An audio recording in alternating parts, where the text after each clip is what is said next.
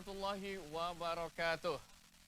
Selamat pagi pemirsa dimanapun Anda berada. Apa kabar Anda di pagi hari ini? Semoga kami jumpai Anda dalam kondisi yang sehat bersama keluarga dan orang-orang terkasih di sekitar Anda. Kita berjumpa kembali pemirsa dalam Dialog Riau Cemerlang bersama saya Muhammad Rizal.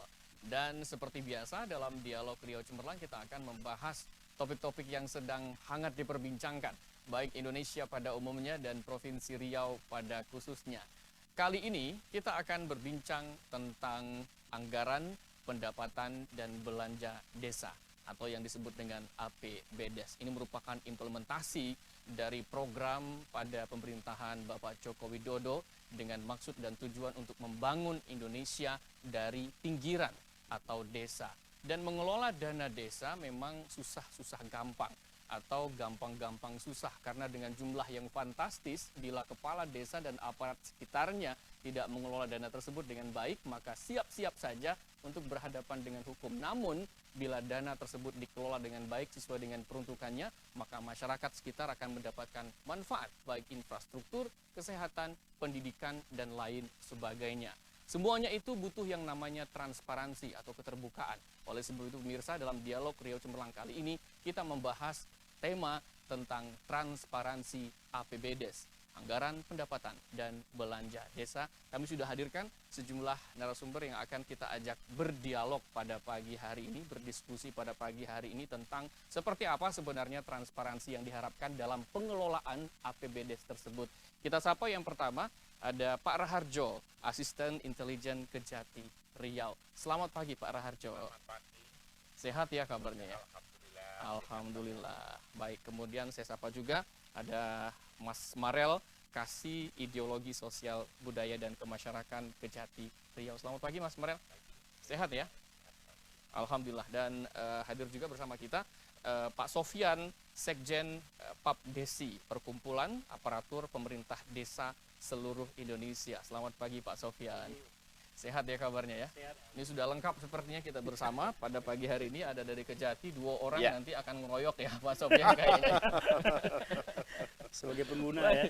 Dan pemirsa dimanapun Anda berada, ini akan menarik sepertinya karena APBDes, anggaran pendapatan dan belanja desa, bersinggungan langsung dengan masyarakat, ya, digunakan langsung oleh masyarakat dan dimanfaatkan rasanya oleh juga masyarakat. Yang pertama saya ingin mulai dialog kita pagi ini bersama Pak Raharjo dulu.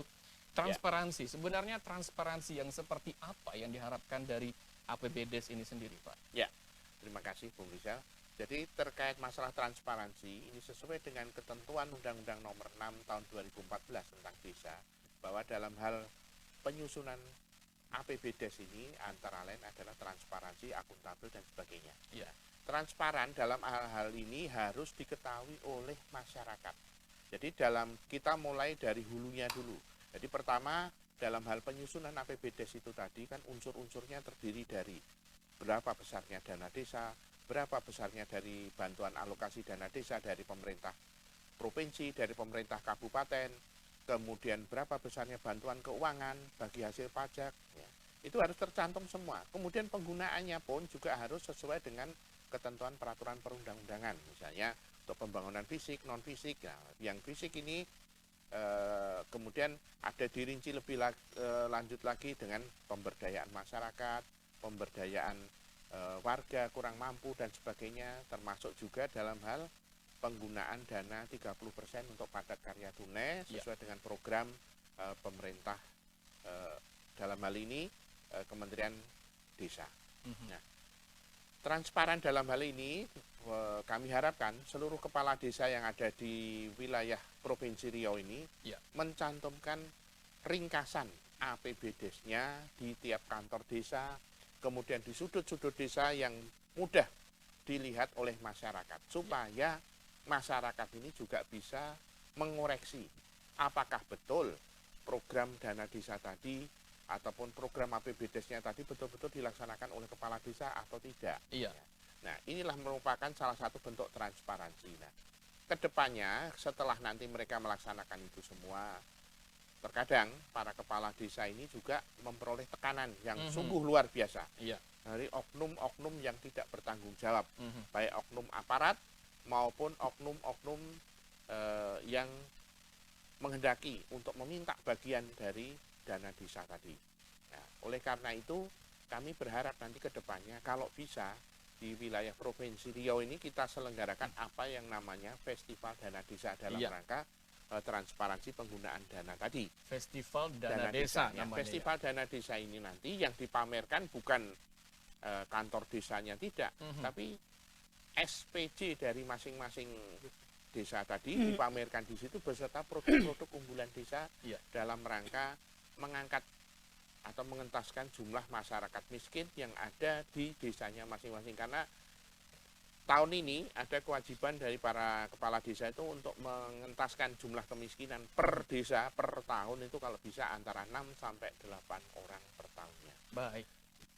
Pak Raharjo, menarik sekali apa yang Bapak jelaskan tadi bahwa memang transparansi yang dimaksud mulai dari penyusunan, anggarannya, kemudian juga penggunaannya, pihak-pihak siapa yang terkait digunakan untuk apa dan lain sebagainya itu harus transparansi, harus diketahui oleh publik begitu. Tapi pertanyaan selanjutnya adalah kenapa harus transparan? Tentu ini berkaitan dengan uang rakyat yang digunakan ya. Tapi penjelasannya seperti apa ini, Pak? Ya, transparan. Kenapa harus transparan? Karena apa? Ini uang rakyat. Tujuan daripada digelontorkannya dana desa, alokasi dana desa adalah untuk mensejahterakan masyarakat desa. Yang pertama.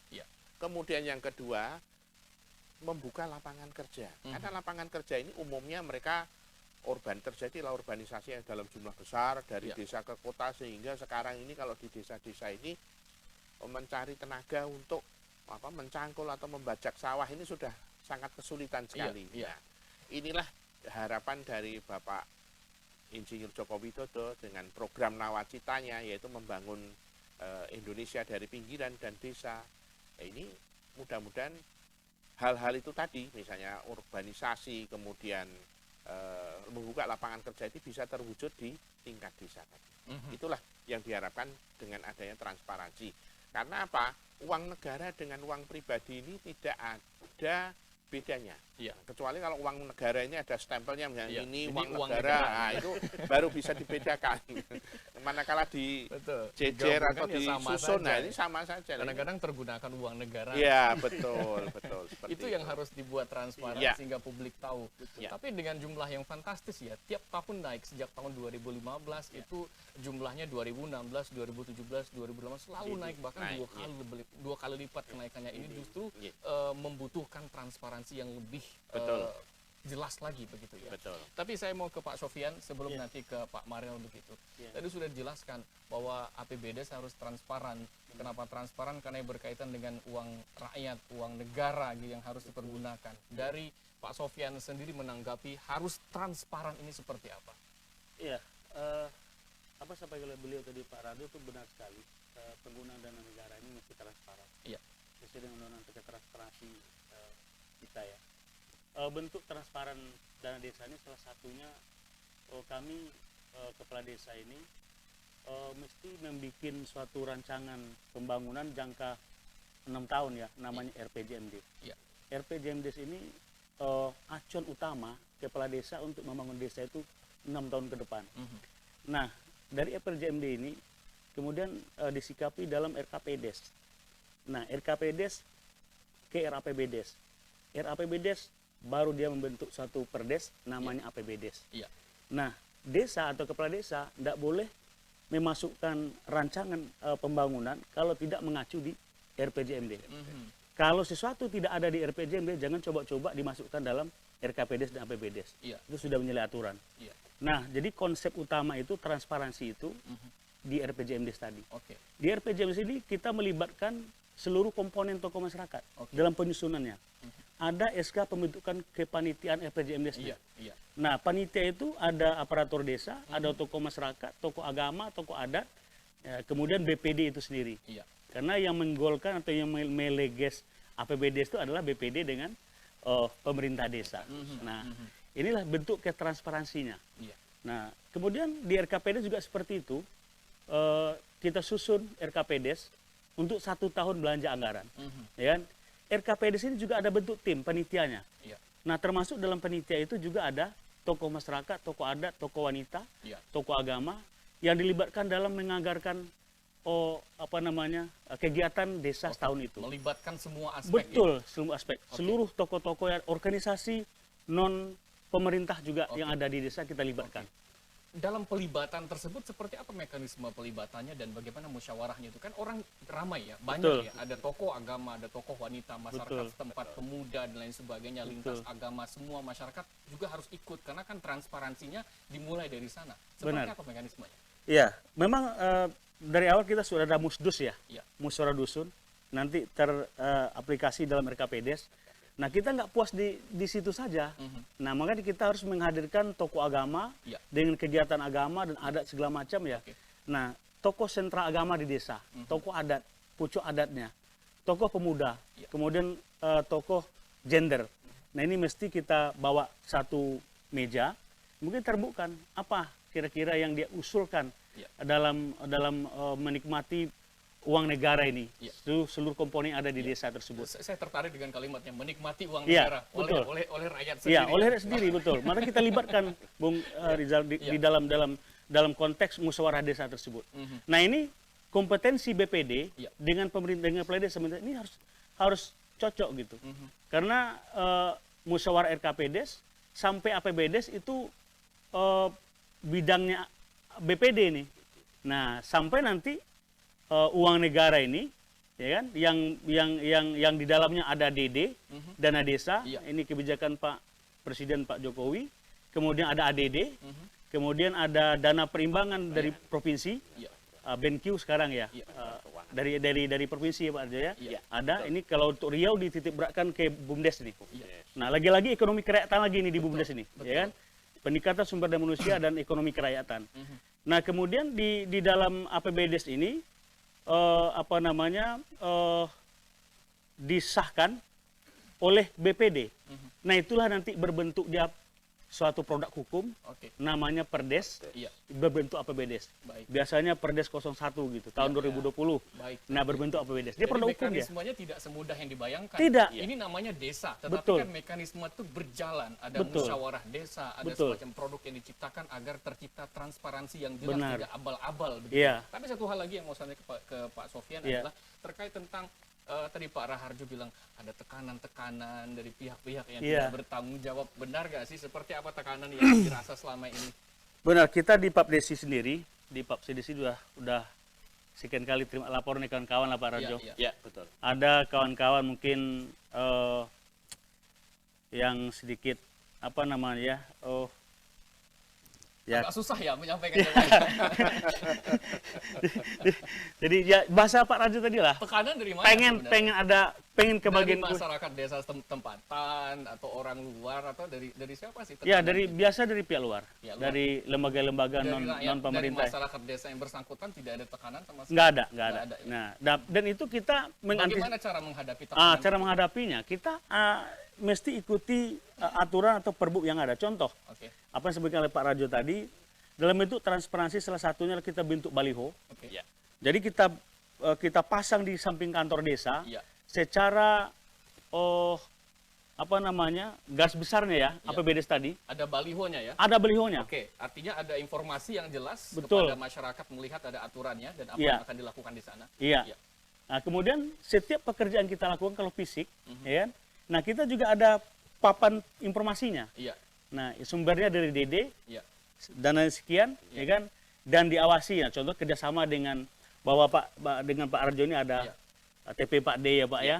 Nah, kita konsultasi. Kalau kegiatan fisik di desa, kita tetap berkonsultasi dengan TP 4D kejaksaan setempat. Baik, ini menarik sekali perbincangan kita. Saya ke Pak Mariel. Kita giliran sepertinya Pak Raharjo ya. Nanti juga kita akan persilahkan kepada teman-teman dari Kejaksaan dan dari Papdesi sendiri untuk memberikan pertanyaan kepada ketiga narasumber kita agar lebih menarik begitu, karena ini merupakan dana kita yang nikmati, kita yang memprogramkan, dan kita yang mentransparansikannya begitu. Pak Mariel, terkait dengan pembinaan dari Kejaksaan Tinggi Riau sendiri kepada aparat desa untuk bisa menggunakan dana desa agar kecurangan, ya kita sebutnya kecurangan atau fraud-fraud seperti itu tidak lagi terjadi, baik oleh aparat desanya sendiri atau oleh orang-orang yang memang tidak bertanggung jawab melakukan penekanan atau intimidasi lainnya. Seperti apa pembinaan kita? Kalau saya yang penting dari mereka yang pertama harus ditonjolkan adalah keterbukaan. tidak ada kerahasiaan. Jadi artinya ketika mereka datang ke Kejaksaan Tinggi nantinya, atau kemarin-kemarin sudah pernah juga, ini informasi atau secara detail itu disampaikan kepada kita. Iya. Jangan ada yang ditutupi. Ini banyak juga kepala desa konsultasi hanya permasalahan kecil. Iya. Padahal di belakangnya banyak. Ini hanya merasa tekanan saja. Tapi hal-hal yang harusnya sifatnya pribadi, rahasia mengenai APBD khususnya tidak disampaikan. Artinya kepentingan khusus desa tertentu itu aja. Tapi ini yang saya harapkan, terbukalah ke kita, ceritakan apa adanya mengenai kendala dari awal, mulai dari perancangan, penggunaan, bahkan pelaporan. Inilah yang kita perlukan. Jujur lah, terbuka lah ya. Saya teringat sebuah syair lagu, jangan ada dusta di antara kita gitu. Nah akhirnya karena keterbukaan itu, kita juga memberikan informasi dan memberikan saran atau masukan juga salah juga nantinya. Solusi yang diberikan ya jadinya setengah-setengah. Akhirnya ya seperti itu, pelaksanaan ke implementasi ke desa-desa yang lain juga berimbas.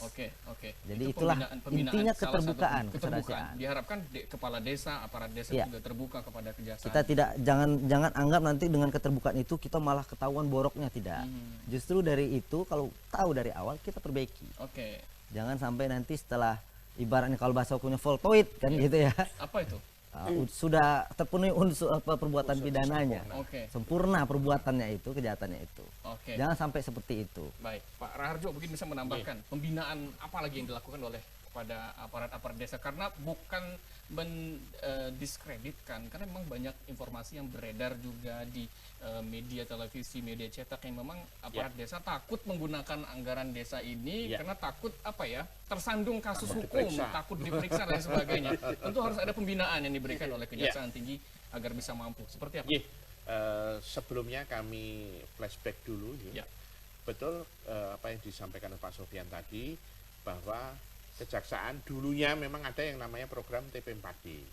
Namun dengan keluarnya peraturan Jaksa Agung nomor 345, peraturan Jaksa Agung tadi mencabut adanya ketentuan dari Perja yang lama tentang TP4D tadi. Namun demikian Bapak kepala desa seprovinsi Riau ini ataupun kepala kantor atau kepala dinas tidak perlu khawatir, karena tugas pokok fungsi di bagian intelijen dari kejaksaan itu adalah selaku dalam hal ini ada bentuk pengamanan. Jadi pengamanan dalam hal ini pengamanan penggunaan dana-dana yang berasal dari pemerintah pusat maupun pemerintah daerah. Jadi dalam hal ini adalah fungsi pengamanannya. Jadi tetap ada, namun hanya beda mekanisme dan bentuknya saja. Nah, pembinaan kami nantinya, jadi kalau para kepala desa ini menghendaki untuk dilakukan kegiatan pengamanan, karena pengamanan itu sendiri juga sudah ada dasarnya di dalam Undang-Undang Intelijen Negara, yaitu Undang-Undang Nomor 17 Tahun 2011 tentang Intelijen Negara, dan khususnya pasal 6 huruf A, bagi fungsi intelijen adalah melakukan penyelidikan, pengamanan, dan penggalangan. Penyelidikan, pengamanan, dan penggalangan. Nah, penggalangan bisa dijelaskan satu persatu, Pak Arjo. Penyelidikan apa? Kalau penyelidikan pengamanan itu, apa dan penggalangan itu seperti apa? Penyelidikan di intelijen itu berbeda dengan penyelidikan yang dilakukan oleh kepolisian, KPK, dan sebagainya. Penyelidikan di intelijen itu adalah dalam rangka untuk mencari dan mengumpulkan data dan keterangan. Nah, dengan data dan keterangan itu nanti akan digunakan oleh pimpinan untuk mengambil suatu kebijakan. Kebijakan apa? Apakah nanti misalnya data yang kami sajikan tadi akan diteruskan ke Picus, misalnya sudah terjadi suatu tindak pidana korupsi, ataukah nanti dalam bentuk misalnya karena ini tidak ada indikasi pelanggaran peraturan perundang-undangan, maka cukup diselesaikan dengan aparat pengawas internal setempat, misalnya dengan APIP, inspektorat, dan sebagainya. Silahkan nanti. Itu penyidikan. Penyelidikan namanya. Ini dengar kata penyelidikan, ini kepala desa udah mulai takut nih sebenarnya. Itulah penyelidikan. Kemudian apalagi dihubungkan dengan Pitsus ya. Nah itu, tapi jangan sampai. Rata-rata yang pernah saya tangani itu mereka selalu mekanismenya kita sesuaikan dengan Undang-Undang Nomor 1 Tahun 2004 tentang Perbendaharaan Negara. Jadi misalnya kalau ada temuan dari tim kejaksaan itu nanti akan diberikan kesempatan terlebih dahulu untuk sebesar-besarnya mengembalikan kerugian keuangan negara. Selama 60 hari lah. Kalau 60 hari ini tadi sudah diberikan kesempatan, dia tidak mengembalikan sejumlah tidak kerugian. Ada itikat baik untuk untuk mengembalikan, ya otomatis kita proses secara hukum. Dalam hal ini Oke. kita serahkan ke bagian tindak pidana. Ada Khusus. mekanisme yang Ya, seperti itu jadi, ya. Meskipun dia lakukan penyelidikan itu kan bentuknya hanya klarifikasi saja, jadi tidak perlu takut. Kalau nggak salah ya kenapa takut ya? Iya. Oke. Kalau udah transparan ya nggak perlu takut Iya. lah gitu ya. Itu penyelidikan. Kemudian tadi pengamanan apa yang Nah, diamankan? pengamanan ini dalam rangka intinya dalam rangka mencegah terjadinya suatu tindak pidana korupsi. Oke. Demikian juga misalnya para kepala desa ini tadi kalau misalnya membuat surat ke kami untuk membuat permohonan untuk bermohon untuk melakukan pengamanan dalam hal penggunaan dana desa Ya. tahun 2020 ya otomatis nanti apa yang menjadi kendala-kendala mereka dalam rangka mencegah tindak pidana korupsi misalnya dalam hal penyaluran dana desa karena penyaluran dana desa itu sekarang mekanismenya berubah. Dulu pertama itu 20 40 40 Iya. 20%, Sekarang dibalik 40, sekarang dibalik. Iya. Kembali lagi ke sistem tahun 2018. Ya, 40 kemudian 40 20. 20. Ya, karena di bagian akhir ini kan sudah memasuki musim penghujan. Kalau manakala mereka harus mengerjakan pekerjaan fisik pasti nanti tidak akan selesai. Betul, Akibatnya menjadi silpa, mohon maaf silpa.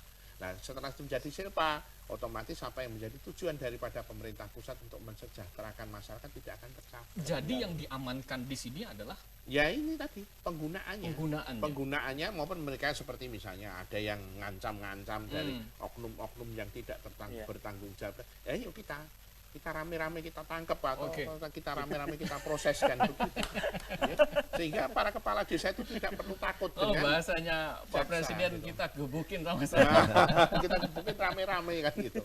Monggo. Ini demi pengamanan uang rakyat. Ya, pengamanan uang. Nah, Satu lagi tadi ada penggalangan. ada penggalangan. Nah, kalau penggalangan itu merupakan suatu rangkaian kegiatan ya untuk mencapai suatu tujuan. Nah, tujuan daripada penggunaan dana desa itu tadi adalah untuk mensejahterakan rakyat. Iya.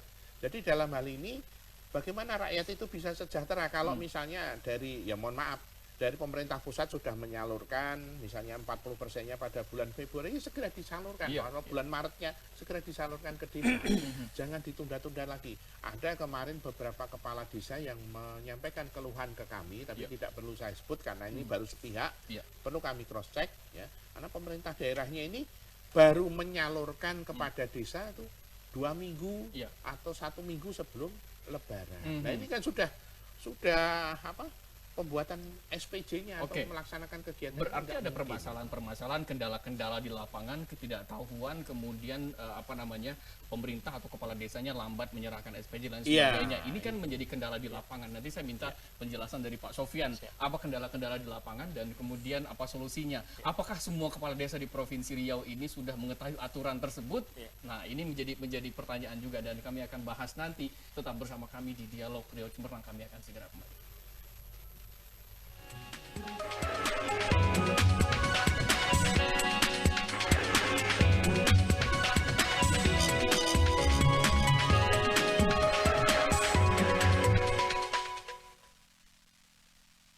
Cobaan hidup di dunia membuat kita lupa. Tiada berdaya, hanya selalu menyajikan lagu-lagu bernuansa Islami yang membuat hati kita merasa lebih sejuk tentunya. harapan bangsa. Ya samidu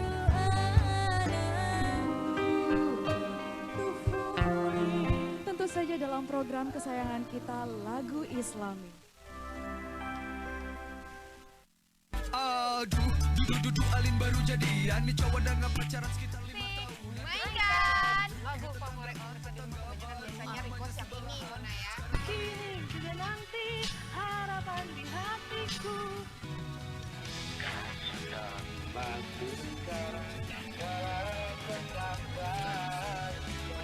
Dengan terus awas lengket, foto ceweknya selalu dibawa-bawa di dompet. Tagalaganya kayak orang yang kena pelet. Buset, gandengan mulu, emang gak lecet. Tetangga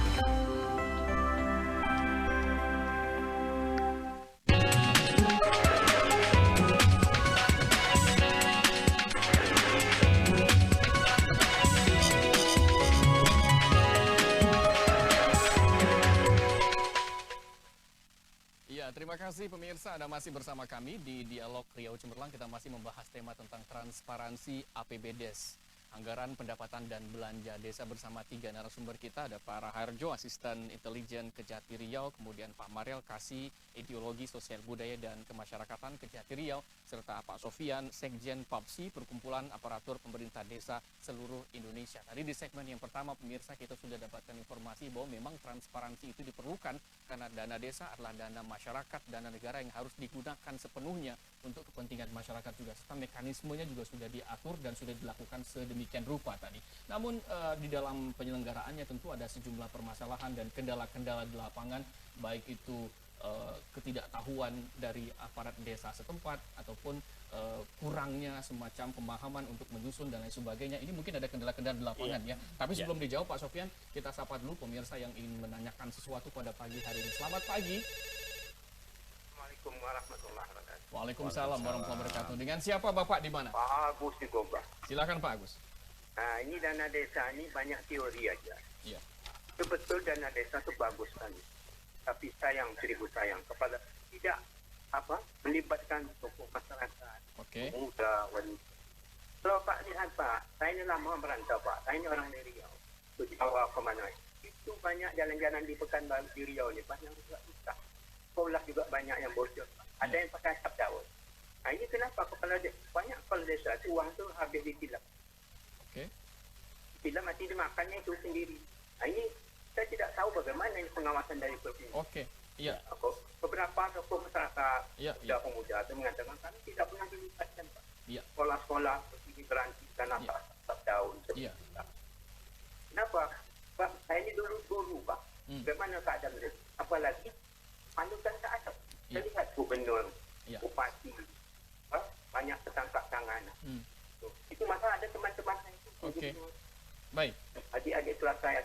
Ini kalau Pak kepala desa pernah menyampaikan cerita, kami tidak tahu itu apa dana desa dan keterangan dari pemerintah. Pak Agus, di sini ada pihak Kejaksaan Tinggi Riau, kemudian dari Perkumpulan Pemerintah Aparat Desa juga. Apa yang ingin Bapak sampaikan? Saya sampai Pak itu tindakan tegas Pak. Kalau perlu dihukum 10 tahun, kalau perlu Pak dihukum belasan tahun Pak, jangan diambil-ambil.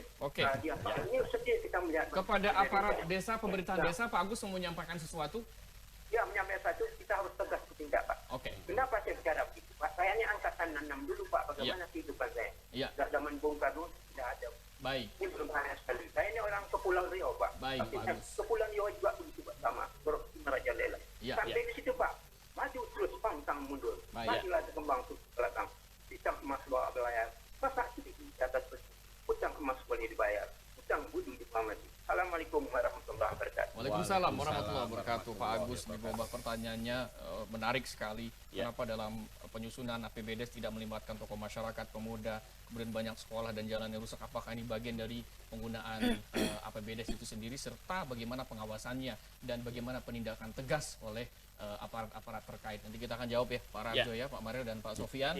Kemudian di belakang Pak Agus kami juga undang lagi pemirsa yang ingin bertanya. Silakan saja gunakan line telepon yang ada di layar kaca Anda. Kita membahas tema yang menarik sekali, dana kita, dana masyarakat untuk desa yang ada di seluruh Indonesia. Kita sapa lagi yang ingin bergabung. Selamat pagi, Assalamualaikum.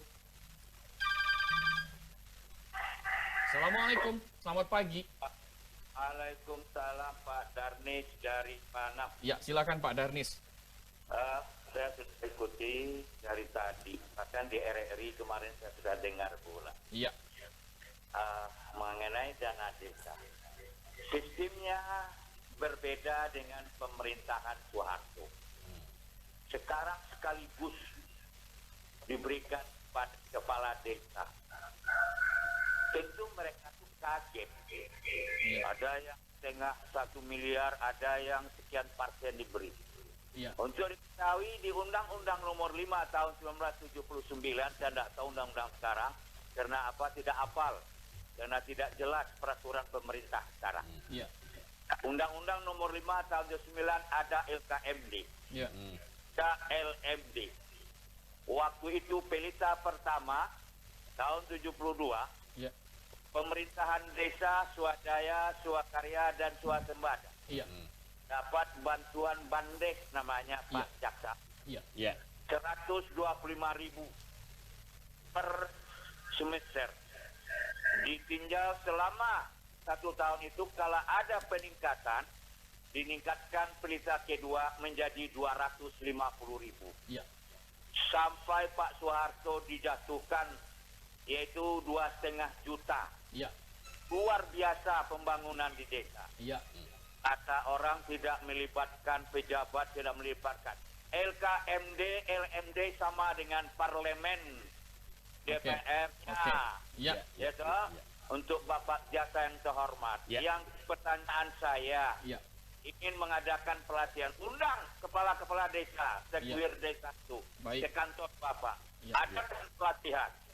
Pak Darnis mungkin bisa langsung pertanyaannya agar bisa dijawab nanti oleh narasumber kita.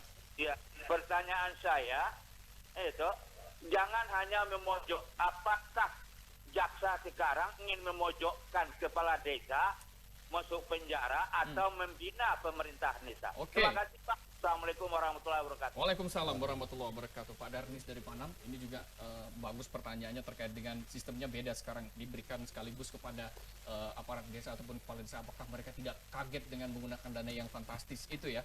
Kemudian juga terkait dengan Undang-Undang Nomor 5 Tahun 2009 tentang LK79 ya, tentang LKMD ya Pak Rajo. Ini seperti apa implementasinya sekarang? Apakah sudah tidak berlaku lagi atau seperti apa? Kemudian terkait dengan pelatihan, apakah sudah pernah dilaksanakan? Dan juga jaksa yang sekarang ini langsung kepada Pak Raharjo dan juga Pak Maren, ingin memojokkan kepala desa atau ingin membina? Kalau boleh saya jawab, pasti ingin membina ya kan? Baik, ini dua pertanyaan luar biasa. Saya ke Pak Sofyan, apa kendala dalam penggunaan dana desa sejauh ini? Iya, kendala yang utama itu dalam rangka penyaluran penyaluran dana itu. Kalau dari pusat bahkan progres sekali Pak, on time nih di pusat. Nah sampai di daerah ini kendala. Nah contoh, kita sekarang kan mulai dari Januari sampai Maret kita dibebankan untuk membentuk RKPDes. Nah kita sekarang udah membentuk tim RKPDes, sudah kita SK-kan. RKPDes lagi berjalan nih di kantor desa. Nah acuannya sebenarnya adalah pagu berupa perbuk dari bupati. Apa yang sampai Pak Rajo sampaikan tadi, DD untuk desa Anu sekian, ratus juta. ADD dari sumber, kalau DD kan dari APBN Pak, ya kan? Kemudian ADD dari APBD kabupaten, provinsi. Nah, kemudian ada BenQ dari provinsi. Ini harus ditetapkan dengan perbuk. Nah, sampai sekarang perbuk itu belum ada. Nah, jadi kami ini sekarang perbuk masing-masing bupati. Betul. Termasuk juga kota ya. Di Riau kan ada 2 kota, Pekanbaru dan Kota Dumai, itu juga bagian. Sorry. Desa saja. Itu tidak desa ya. Berarti kota hanya kan perbuk dalam hal ini ya. Perbuk. Nah, jadi keterlambatan perbuk ini sangat berimbas kepada penetapan RKPDes kita untuk dilanjutkan ke langkah selanjutnya, yaitu RAPBDes. Nah, RKPDes ini kan mengacu kepada anggaran yang telah ditetapkan oleh bupati dalam perbuk. Nah, sekarang kita sudah menetapkan angka-angka mulai dari belanja rutin, ya kan, penggajian, honor, kemudian belanja fisik, ya kan, kemudian pemberdayaan, ya kan. Nah, di sana kita masih mengacu ke pagu 2019. Nah, nanti kalau sudah ada pagu perbuk sudah turun, baru kita sesuaikan dengan anggaran yang telah ditetapkan bupati. Itu salah satu. Artinya itu menjadi kendala. Betul. Lambatnya keluarnya peraturan bupati begitu ya. Betul. Sehingga angka yang kita dapati itu per tahun anggaran itu belum jelas. Untuk menyiasatinya lambatnya peraturan bupati ini keluar seperti apa? Nah, paling-paling kita kepala desa rajin ke dinas PMD Pak. Konsultasi, gitu loh Pak, kejar bola nih. Jadi kalau perbuk ada kira-kira bocorannya DD berapa sih? Harus proaktif ya. Proaktif. Kita konsultasi dengan dinas PMD, karena dinas PMD tempat kita komunikasi. Karena kan bupati jabatan politis nih Pak. Jadi secara organisasi kepemerintahan kita di kepala dinas PMD. Lambatnya keluarnya perbuk itu jadi kendala begitu ya. Kemudian apalagi kendala? Nah, kendala yang paling yang sering menonjol apa sampaikan Pak Arjali sama Pak Marel tadi adalah pengucuran dana akhir. Jadi setiap desa di Kampar ya contohnya itu sering dan banyak kita melakukan silpa karena sudah nggak terbelajakan. Masa pembangunan itu, masa pengerjaan sudah habis. Nah, ini kita dikerjakan sama kawan-kawan LSM nih, sama kawan-kawan wartawan. Ini sudah 2020 kok masih ada kerjakan seminisasi nih, kok masih ada kerjakan pengatapan rumah nih segala macam. Nah, ini masalahnya. Karena kita dikucurkan ya per November, Oktober November. Coba kalau andaikan pembuatan itu adalah gedung, itu kan nggak secepat seminisasi Pak Rado. Iya, betul. Kalau seminisasi mungkin 3 hari selesai. Betul. Ya kan? Nah kalau pembangunan bikin gedung, ruang pertemuan, gedung kesenian, rumah singgah, ya kan? Artinya ada semacam keterlambatan dalam penyelesaian proyek yang bersumber dari dana desa itu. Betul. Oke. Karena keterlambatan penyaluran Ya. dana tadi gitu. Nggak on time dia seperti yang diskedulkan. Keterlambatan penyaluran dana tersebut bersumber dari Iya dari pemerintah daerah kan kas anunya di daerah nih Pak. Bung. Di daerah kemudian masuk ke rekening desa langsung ke rekening gitu. Keterlambatan itulah. Kadang antri kita di bank itu luar biasa itu. Di akhir bulan tahun itu. Nah, di sana ada dana fisik lagi. Ada dana gaji lagi Pak Raharjo ya. Betul. Baik. Nah, satu lagi sebelum ke Pak Raharjo menjawab beberapa polemik disampaikan oleh penelpon kita, dan kita juga bakal berikan kesempatan untuk teman-teman yang hadir di studio. Tadi pertanyaan yang ingin saya sampaikan sebelum kita jeda adalah bagaimana pengetahuan dan pemahaman kepala desa yang ada di Provinsi Riau untuk melakukan mekanisme tahap pertahapan, kemudian penyusunan dan sebagainya. Apakah sudah betul-betul memahami semua sehingga itu tidak jadi kendala di kemudian hari? Ya, gini Bu Neza, dalam anak Undang-Undang Nomor 6 Tahun 2014 tentang desa itu, setiap kepala desa yang baru dilantik ataupun BPD itu mesti pemerintah daerah wajib melakukan BIMTEK, bimbingan teknis kepada kepala desa dan BPD yang baru dilantik. Nah ini dianggarkan di APBD masing-masing daerah. Kemudian kita di desa juga bisa dianggarkan BIMTEK ini, ya kan? Dengan adanya izin dari bupati. Nah ini kita yang permasalahannya karena kepala desa ini kan jabatan politis Pak. Dia tidak struktural, ya kan? Terkadang belum mengetahui komponen negara ini, maksudnya tata aturan segala macam keuangan desa, tapi karena beliau ditokohkan di desanya, ya kan? Akhirnya jadi kepala desa. Padahal pengetahuannya tentang keuangan desa, tentang pamong kedesaan, ya kan? Masih nol. Nah ini banyak nggak di Riau yang seperti itu?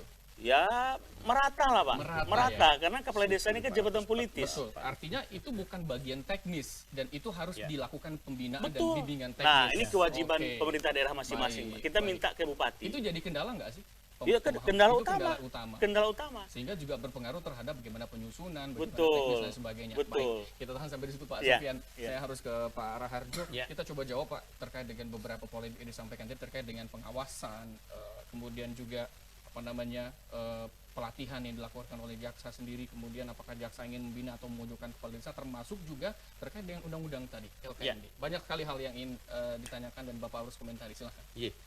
Terima kasih kepada para penanya. Ini pertanyaannya sangat berbobot sekali. Jadi intinya bahwa terkait dengan apa yang menjadi kendala yang disampaikan Pak Sofian tadi, jadi kami mencoba untuk menjembatani. Jadi kemarin kami sudah ke Kabupaten Pelalawan, jadi dalam hal ini kami sudah menghadap langsung ke Pak Bupati, kemudian hadir juga saat itu ada dari Inspektorat, Kabag Hukum, kemudian dari Kepala Kantor PMD setempat, entah namanya badan atau dinas, karena sekarang sudah otonomi daerah, jadi tidak bisa seragam lagi penyebutan nomenklaturnya. Jadi intinya apa yang menjadikan keluhan-keluhan Pak Sofian tadi sudah kami sampaikan kepada para kepala daerah. Jadi bagaimana kepala daerah ini tidak menjadi sasaran tembak oknum-oknum LSM, oknum wartawan, oknum aparat penegak hukum untuk menjadi objek yang semacam, ya mohon maaf dalam tanda kutip diperas lah gitu ya. Karena ya itu tadi sumbatan awalnya itu ada pada saat penyaluran tadi. Misalnya penyebutan, misalnya desa A dapat dana desa 900 juta misalnya. Ini baru bulan-bulan Februari itu baru turun. Nah mereka harus menyusun rencana pembangunan RAPBDes-nya. RAPBDes itu melibatkan seluruh tokoh-tokoh masyarakat, termasuk BPD, termasuk tokoh masyarakat lainnya. Itu kan perlu waktu. Nah, setelah mereka susun, nanti harus disahkan secara berjenjang kepada bupati. Lain juga perlu waktu.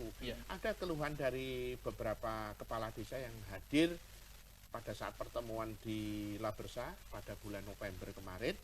Intinya, Pak, kalau kami ini sudah menyusun RAPBDes sudah lebih dari 100 hari.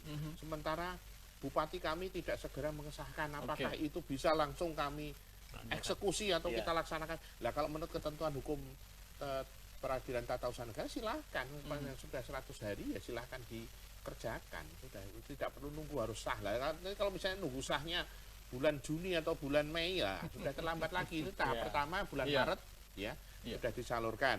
Nanti bulan Juni atau Juli itu untuk tahap kedua. Lah ini nanti selalu berkejar-kejaran dengan mekanisme waktu ini terkait masalah kendala yang dihadapi. Kami berusaha untuk hadir di desa itu bukan untuk menakut-nakuti, tapi justru untuk di mana sumbatan-sumbatan, di mana hambatan-hambatannya ada. Jadi bukan untuk memojokkan. Bukan tapi untuk membina sebenarnya. Ya, membina. Jadi untuk membina para kepala desa ataupun aparat pemerintah di tingkat kabupaten. Sumbatan-sumbatannya, ayo kita duduk bersama. Sebab dengan duduk bersama itu cukup waktu kurang lebih 10 menit itu selesai permasalahan. Asal kita satu syaratnya tidak ada lagi ego sektoral masing-masing, harus ada keterbukaan masing-masing. Nah ini kadang-kadang yang menjadi hambatan ini ya tidak hanya di Provinsi Riau juga. Awalnya di Kabupaten Semarang pun juga terjadi demikian. Tahun 2017 kami hadir, kami bertugas di sana. Akhirnya kita duduk satu meja, persoalan selesai. Bahkan di sana penyaluran tahap pertama, kedua, ketiga itu tidak ada hambatan semuanya. Karena bagaimana dengan jaksa hadir di situ? Pengawasan, Pak Raharjo. Terkait dengan pengawasan, dalam hal ini kami tidak, kalau nanti misalnya para kepala desa itu minta pengamanan, dalam hal ini kami turun untuk ke desa ini tidak hanya kami sendiri, tapi juga melibatkan dari unsur inspektorat, dari unsur pemerintahan desa, kantor PMD ya, PMD setempat ya, badan atau dinas pemberdayaan masyarakat desa, dan ada jaksa di situ. Tujuannya untuk apa? Misalnya kalau ada penyimpangan dan sebagainya, silahkan nanti Pak Inspektorat yang maju terlebih dahulu. Oke. Jadi memang pengawasannya itu berdampingan dengan pihak lain juga ya. Bagaimana? Saya ke Pak Mariel. Bagaimana kemudian kita mengajak masyarakat untuk bisa bersama-sama juga menjadi pengawas dalam penggunaan dana desa ini? Apa kemudian treatment yang dilakukan oleh Kejati sendiri? Ya, pada intinya kalau Kejati Riau ini kan pada intinya memberikan suatu masukan, saran maupun inovasi kepada kepala desa. Nah, untuk kepentingan masyarakat ini kita berikan saran atau dorongan mood booster kepada kepala desa itu sendiri. Ditahan sebentar sarannya seperti apa, kita harus sapa dulu ya. Pemirsa yang mau bergabung lagi pada pagi hari ini. Selamat pagi, Assalamualaikum. Selamat pagi. Baik, terputus, silakan bisa dicoba kembali di line telepon yang tertera di layar kaca Anda. Kita membahas tentang transparansi penggunaan anggaran pendapatan dan belanja desa. Apa saran, apa motivasi dan mood booster yang kemudian Kejati berikan kepada masyarakat agar sama-sama mengawasi? Jadi ini salah satunya, kalau seperti bagaimana caranya ini salah satunya. Siaran kita dengan media seperti ini, publikasi, kemudian kita sosialisasikan baik melalui media televisi, media elektronik maupun cetak. RRI juga sudah kemarin, dan kemudian kita melakukan pendekatan kepada kepala desa untuk memberikan pengetahuan mengenai transparansi ini. Transparansi ini artinya untuk membuka informasi segala penggunaan, bahkan sampai ke pelaporan di masyarakat. Itulah salah satu tadi contoh dengan membentuk baliho misalnya. Kalau memang sudah ada jaringan internet misalnya di desa itu, buat dengan jaringan internet yang bisa diakses oleh siapa saja.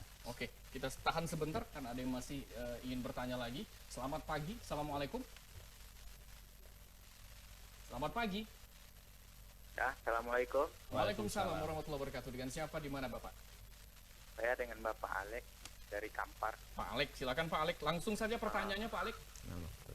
Tepatnya di desa Kualunenas namanya. Iya, desa Kualunenas ya, Kampar, desa Kualunenas. Silakan Pak Alek. Ya, di sini Pak, kami melihat di desa kami ini banyak terjadi kejanggalan. Terutamanya di pembangunan infrastruktur.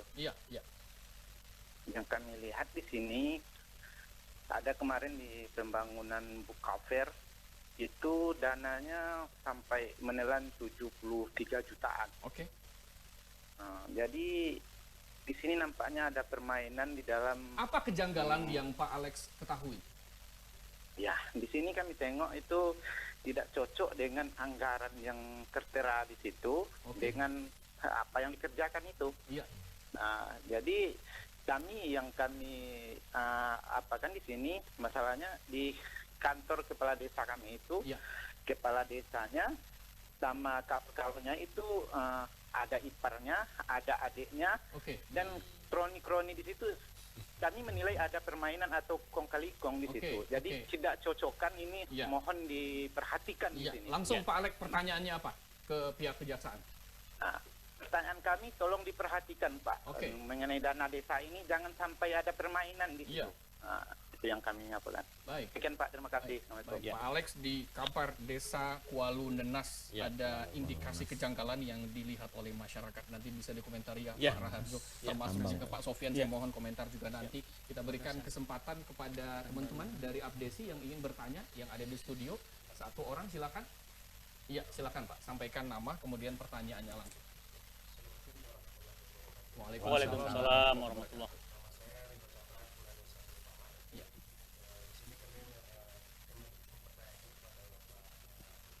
Ya.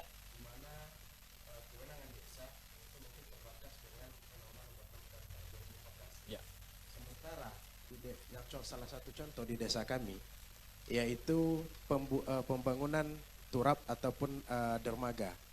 Jadi kami kan berada di pesisir air. Nah, jadi di pemukiman masyarakat itu telah banyak erosi karena banjir gitu. Sementara di dalam penggunaan anggaran yang begitu besar menggunakan dana untuk turap itu adalah sebuah kewenangan daripada pusat. Sementara ini mendesak gitu. Apakah kami bisa menggunakan dana desa untuk penggalangan pertama gitu? Soalnya nanti dipermasalahkan lagi bahwasanya kami menggunakan dana desa tidak sesuai dengan undang-undang gitu. Nah, cukup dan sekian dan terima kasih. Inisiatif masyarakat melihat lingkungan yang mesti ditolong lebih awal gitu. Itu saja Pak Rino. Iya. Gitu ya Pak. Terima kasih Pak Rino. Langsung dijawab oleh Pak Raharjo. Terima kasih. Iya. Kejanggalan tadi kemudian apakah dana desa boleh digunakan untuk proyek-proyek pusat? Terlebih dulu tadi yang pertanyaan Pak Darwis tadi ya, Undang-Undang Nomor 5 Tahun 79 itu sudah tidak sudah tidak berlaku lagi. Undang-Undang tentang pemerintahan desa itu sudah tidak berlaku lagi, dicabut dengan Undang-Undang Nomor 6 Tahun 2014 tentang desa. Jadi tentang LKMD dan LMD ini fungsinya sudah digantikan oleh BPD, Badan Permusyawaratan Desa. Kemudian terkait masalah pelatihan kepala desa, nah ini monggo tergantung dari aparat desa itu sendiri, Pak. Perkumpulan kepala desa mau menyelenggarakan bimbingan teknis, kami kalau diundang sebagai narasumber kami siap untuk memberikan bimbingan dalam hal pencegahan tindak pidana korupsi. Sehingga pencegahan tindak pidana korupsi itu menyangkut keseluruhan hal. Nggak berjarak antara Kejati dengan kepala desa. Jadi kami lebih mengedepankan pencegahan. Jadi dalam ini kalau terjadi penyimpangan, silahkan nanti inspektorat untuk bertindak terlebih dahulu. Misalnya ada uang dana desa yang digunakan atau alokasi dana desa yang salah gunakan, silahkan ditindak oleh aparat pengawas internal terlebih dahulu selama 60 hari. Kalau tidak ada, baru kami nanti yang bertindak. Kejanggalan tadi. Kemudian yang pertanyaan dari Pak Alex tadi terkait masalah kejanggalan yang 73 juta tidak sesuai dengan spesifikasi teknis ataupun nilainya, nanti akan kami teruskan Pak laporan ini ke Kejaksaan Negeri ini Kampar. Udah bagian dari laporan ya, whistleblower juga ya seperti itu ya Pak. Jadi dalam hal ini nanti terlebih dahulu akan dilakukan klarifikasi, betul atau tidak nilainya segitu tuh pas atau tidak ya. Sebab ini kalau nilainya hanya 73 juta, sementara biaya untuk sidang untuk mengungkap suatu perkara ini juga jumlahnya sekitar ratusan juta lah. Jadi negara kan kerugiannya nanti bertambah kan begitu. Jadi lebih baik nanti misalnya kalau toh tidak klop tadi yang 73 juta yang lebih baik udahlah dikembalikan saja, di-store kembali duitnya ke kas desa atau kas negara, dalam hal ini keuangan pemerintah kabupaten dalam hal ini itu bisa dilakukan karena dalam rangka kalau kita negara sudah hilang misalnya hasil penelitian dari ahli tadi hanya 10 juta atau 15 juta, sudahlah silahkan dikembalikan lagi daripada negara harus mengeluarkan uang untuk menyidangkan perkara itu. Intinya ini akan disampaikan kepada Kejaksaan Kampar ya. Kemudian terkait boleh nggak dana desa diberikan untuk proyek-proyek pusat gitu? Jadi ketentuannya itu memang tidak boleh Pak. Tidak boleh. Jadi meskipun dalam kondisi yang mendesak. Iya. Jadi dalam hal ini sudah ada di desa Bapak sudah ada perdes tentang kewenangan. Ya. Ini yang pertama. Kalau memang belum ada perdes tentang kewenangan desa, ini tolong jadikan skala prioritas untuk segera disusun. Sehingga apa-apa yang menjadi kewenangan kepala desa, apa yang menjadi kewenangan pemerintah kabupaten, pemerintah provinsi, pemerintah pusat itu tidak semuanya bisa digunakan. Berarti sudah ada peruntukan dana desa ini untuk kemudian proyek pusat juga ada dananya. Baik, Pak Raharjo. Kita berikan satu lagi kesempatan ya untuk teman-teman yang ada di studio. Iya, silakan. Silakan sebutkan nama dan sampaikan pertanyaannya. Saya Marvelus dari Kejaksaan Tinggi Riau. Saya pengen bertanya nih kepada Pak Sofian dari Perhimpunan Desa tadi ya Pak ya. Ini menarik sekali, tadi saya menyimak tentang silpa. Silpa ini kan sisa lebih pembiayaan dan anggaran. Uniknya di setiap perguliran dana desa selalu ada silpa. Jadi seolah-olah itu tidak terukur gitu kan dalam perencanaan, sehingga terjadilah silpa ketika pelaksanaan. Nah, yang menjadi pertanyaan kesulitannya di mana oleh kepala desa, sementara waktunya kan sudah ada sesuai schedule yang kita susun. Itu yang pertama. Yang kedua, kemudian penanganan silpa yang dilakukan oleh para kepala-kepala desa ini seperti apa? Ini kan belum pernah terekspos gitu ya. Apakah dikembalikan atau bagaimana, itu harusnya transparansi juga. Ini menurut kami ya. Sehingga kita bisa mengetahui langkah-langkah apa yang harus kita lakukan. Sehingga tidak ada lagi silpa di tahun berikutnya. Itu saja, Pak Marvel. Ini yang menurut saya sangat urgensial. Terima kasih. Terima kasih Pak Marvel dari Kejaksaan Tinggi Riau. Saya minta langsung jawaban kepada Pak Sofian ini. Pertanyaannya, kok ada silpa terus, seolah-olah tidak terukur, tidak belajar dari kejadian-kejadian sebelumnya. Dan kemudian ekspos dari silpa itu seperti apa, dikembalikan atau digunakan dalam hal apa? Silakan. Ya, baik Bu Reza, terima kasih Pak Marvel. Ya, inilah dilematisnya kita kepala desa Pak. Seakan-akan adanya silpa ini, seakan-akan kita tidak bisa mengukur kegiatan kita. Kita nggak bisa mengukur budget kita. Kemudian kita nggak bisa mengukur kecepatan kita membangun di desa tersebut. Seakan-akan kepala desa tidak punya rem giat, ya kan, tidak punya waktu dalam membangun desa ini. Padahal bukan seperti itu Pak. Kendala utama seperti yang kami sampaikan tadi. Kendala utama kenapa silpa itu terjadi, karena pengucuran dana terakhir itu di penghujung tahun. Contoh Pak, di 2019 itu pengucuran terakhir itu di pusat di sekitar bulan November Pak, Oktober November. Jadi kalau pengerjaan fisiknya itu seminisasi Pak 120 meter, itu bisa dikebut Pak. Kalau pengerjaan itu adalah pembuatan rumah singgah, pembuatan gedung kesenian, ya kan, kemudian tempat-tempat wisata, karena kita kan dibebankan di pusat sekarang untuk inovasi desa nih Pak, dalam wisata di desa Pak. Nah itu kan nggak terkejar loh Pak.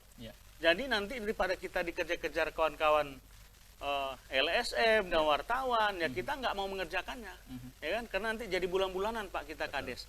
Di posisi Januari kita masih membangun Pak, masih beli pasir, masih beli batu bata, itu nggak boleh lagi, karena kita nggak, timing sudah habis. Karena keterlambatan penyaluran. Itu aja Pak, nggak ada. Kalau secara deadline-nya sebenarnya berapa? Kapan itu disalurkan tahap pertama, kedua, dan ketiga? Ya, seperti yang Pak Rajo sampaikan tadi, sekarang kan sudah balik dia ke 40-20 ya. Itu salah satu mengantisipasi yang tadi. Pertama itu untuk tahap pertama bulan apa dana itu cair? Paling cepat itu sekitar bulan Juli. Bulan Juli. Ya kan? Itu pencairannya. Pencairannya. Berarti untuk 2020 belum cair, Pak? Belum. Nah, jadi gini, terus dilematis gimana sistem silpa tadi? Silpa tentu kembali ke rekening giro Pak. Rekening giro desa itu harus dirapatkan melalui mekanisme BPD. Kita sampaikan ke BPD dalam musyawarah desa, Musdes, ya kemudian kita sampaikan ke BPD. Nah, bahwa kita silpa untuk tahun sekarang sekian banyaknya dari sumber anggaran kegiatan ini. Artinya dikembalikan ya? Betul. Sebab gini Pak, dilema kita itu masyarakat memandang secara keseluruhan ya. Contoh desa kami lah, contoh desa Pulau Gadang, itu dananya 1,4 miliar. 1,4 miliar. Padahal 1,4 miliar nih Pak, ini sekitar 400 sampai 500 juta itu penggajian dan honor. Nah, tinggal pembelian barang-barang itu sekitar 700 jutaan Pak. Bunyinya besar gitu, tapi yang dibelanjakan hanya tidaklah tinggal sebesar nominal awalnya. Tidak seperti yang dibayangkan Baik, Mas Hakim. kita sudah sampai di penghujung waktu. Masih Iya. banyak kayaknya apa namanya Iya. unek-unek dari pihak desa ya Pak Raharjo ya. Curhat sekali. Curhat nih Pak. Apalagi sama Pak Jaksa banyak curhat Betul. sebetulnya Tapi Pak. sedikit itu digunakan buat apa aja sebenarnya desa itu? Gedung kesenian, infrastruktur jalan termasuk nggak? Masuk. Oke. Ya, termasuk seminisasi, Seminisasi semuanya. bikin box cover, bahkan kita bisa bikin jembatan juga. Baik, baik. Ya. Oke. Baiklah, karena sudah sampai di penghujung waktu, sedikit saja mungkin closing statement dari Pak Raharjo, Ya. Pak Mariel, dan nanti ditutup oleh Pak Sofian. Silakan. Iya, Pak. terima kasih. Jadi dalam hal ini Kejaksaan hadir di dalam penggunaan dana desa tadi maupun APBDes-nya itu bukan sebagai sarana untuk menakut-nakuti atau untuk menindak secara tegas, tidak, tapi dalam rangka memberikan pembinaan. Karena di dalam Undang-Undang Nomor 6 Tahun 2014 itu pengawasan itu harusnya dilakukan oleh bupati atau pejabat yang ditunjuk. Namun demikian karena keterbatasan jumlah aparat, jadi aparat pemerintah kabupaten yang ada dibanding dengan jumlah desa yang ada di Provinsi Riau ini tidak sebanding. Oleh karena itu jaksa hadir di situ dalam rangka memberikan pembinaan untuk mencegah terjadinya suatu tindak pidana korupsi. Jadi simpul-simpul yang ada tadi seperti keluhan yang disampaikan Pak Sofian tadi, kami berusaha untuk mengurai, bukan untuk mencampuri kewenangan masing-masing, tapi dalam rangka mempercepat penyaluran dana desa tadi, sehingga misalnya dari pusat disalurkan pada bulan Maret nanti Maret awal atau Maret pertengahan, dan nanti bulan Maret itu juga sudah diterima kepala desa sehingga kepala desa bisa langsung membelanjakan. Baik, Pak Mariel, singkat saja. Kalau saya ingin menyampaikan bahwa perkuatlah slogan kami ini, Jaksa Sahabat Masyarakat. Jadikan kami sahabat, jangan jadikan kami sebagai momok yang ditakuti seolah-olah ketika dihubungi oleh jaksa, berhubungan dengan jaksa ada suatu masalah. Tidak seperti itu. Tidak seperti itu. Jadikanlah kami sahabat dan jadikanlah kami ini pintu corong bagaimana caranya untuk mempermudah langkah-langkah kepala desa. Karena kita sudah melakukan keterbukaan informasi, membuka semua line informasi untuk sudah membuka diri agar tidak berjarak lagi dengan masyarakat. Baik. Pak Sofian, dari kepala desa sendiri silakan. Ya. Kami mudah-mudahan ke depan akan mencoba selalu menjaga transparansi dana desa ini, APBDes, dengan mekanisme yang telah diatur dalam undang-undang dan peraturan yang ada di pusat maupun daerah. Harapan kami kepada Pak Raharjo dan kawan-kawan, Pak Mariel kawan-kawan, andaikan ditemui kawan-kawan kepala desa yang diduga menyalahgunakan keuangan negara ini, kita minta tentu auditnya tim APIP dulu Pak mungkin dari inspektorat dulu.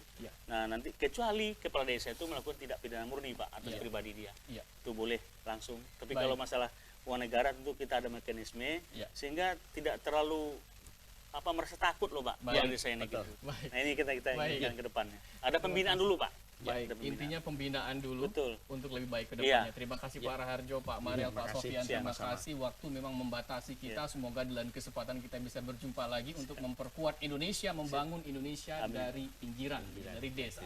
Demikian dialog Riau Cemerlang pada hari ini. Harapan kita adalah desa semakin maju, Indonesia akan maju. Saya Muhammad Rizal, mengucapkan terima kasih. Assalamualaikum warahmatullahi wabarakatuh dan sampai jumpa.